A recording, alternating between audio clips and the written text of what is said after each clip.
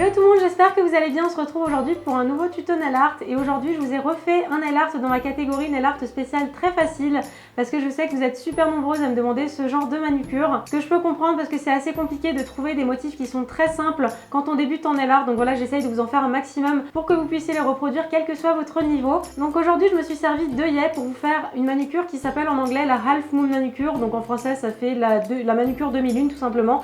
Et donc c'est l'idée de mettre en avant la lunule. Donc en fait je vous mets une photo d'un ongle juste là, donc comme vous pouvez le voir vous avez la cuticule tout en haut et vous avez le blanc qui fait une petite lunule. On l'a pas forcément, elle est plus ou moins visible selon les personnes, mais donc voilà, c'est vraiment mettre en valeur cette demi-lune. Comme vous allez le voir, j'ai mis tout plein de couleurs pastel, mais vous pouvez très bien faire ça d'une seule couleur ou même faire ça en accent nail. Je vais également vous montrer une seconde technique si jamais vous n'avez pas d'œillet autour de vous et que vous voulez quand même reproduire ce nail art. Donc voilà, je vous laisse sans plus tarder avec ce tuto. J'espère très sincèrement que ça va vous plaire. N'hésitez pas à liker cette vidéo si jamais vous voulez voir d'autres tutos nail art spécial très faciles sur ma chaîne et c'est parti. Comme d'habitude, je commence par appliquer ma base pour protéger mes ongles du pigment du vernis, également pour assurer une meilleure tenue, et j'ai appliqué un vernis angle blanc en 2 couches. Et comme d'habitude, je vais nettoyer mes contours avec un pinceau plat et du dissolvant, et pour ce nail art, je vous conseille vraiment de bien attendre que votre vernis soit sec. Le lendemain, c'est vraiment l'idéal. Et pour vérifier que votre vernis est assez sec, il faut que vous puissiez rentrer par exemple un ongle dans votre vernis sans que ça fasse la moindre trace.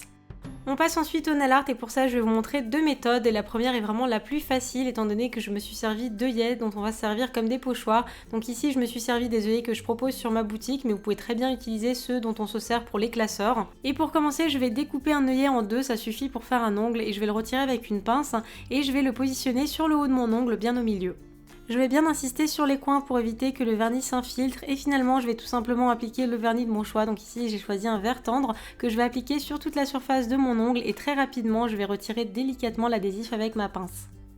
Comme pour le striping tape, si jamais vous avez du mal à coller votre œillet, n'hésitez pas à pincer avec le doigt d'à côté, c'est vraiment très utile, moi je le fais vraiment systématiquement. Et bien évidemment, si jamais vous n'avez pas positionné l'œillet où vous le souhaitez, n'hésitez pas à le repositionner, c'est vraiment, ça se retire et ça se remet un petit peu à l'infini. Et si malgré tous vos efforts, votre vernis bave au moment où vous retirez votre œillet, ça peut venir de plusieurs choses, soit le vernis que vous avez appliqué est pâteux, il faut vraiment utiliser des vernis frais, soit votre base n'était pas suffisamment sèche, ou soit vous avez trop attendu avant de retirer l'œillet. Côté couleur, moi j'ai choisi d'appliquer des couleurs pastel en changeant de couleur à chaque ongle, mais vous pouvez très bien refaire ce nail art avec les couleurs de votre choix. De manière générale, je vous conseille d'appliquer une couleur claire en base et une couleur un peu plus forte par-dessus. Par exemple, je verrais très bien un argenté ou un doré en base avec un vernis mine par-dessus, je pense que ça peut être très joli.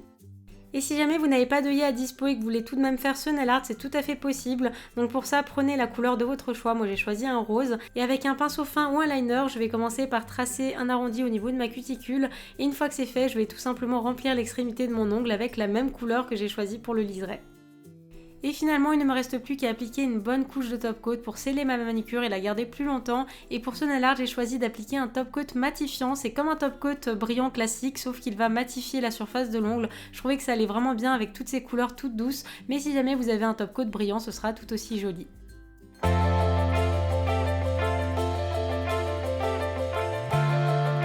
Et voilà pour ce tuto, j'espère très sincèrement que ça vous aura plu et que ça vous aura donné envie de reproduire ce nail art sur vos ongles. Si jamais c'est le cas, n'hésitez surtout pas à repartager avec moi vos recréations de ce nail art ou d'un autre d'ailleurs avec le hashtag YokoNailArt, que ce soit sur Twitter, sur Instagram, sur Facebook, où vous voulez. Je me ferai un très grand plaisir d'aller voir ça. Nous on se retrouve très vite pour un prochain tuto. D'ici là, prenez soin de vous et je vous fais plein de bisous.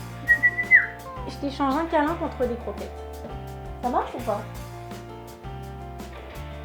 Regarde, c'est ta nouvelle copine. D'ailleurs, je lui ai toujours pas donné de nom à cette petite alpaga. Je vous avais demandé d'ailleurs sur... Je vais pas y arriver. Ah bah si tu t'es frotté à elle. Je vous avais demandé sur Twitter quel nom je pourrais donner à ce petit alpaga que j'avais acheté à la Japan Expo. N'hésitez pas à me dire si vous avez des idées. Et avant que j'oublie, la gagnante de cette petite licorne a été contactée par mail. Donc n'hésitez pas à aller regarder dans vos mails pour savoir si vous avez gagné la petite licorne trop chou pour les 300 000 abonnés.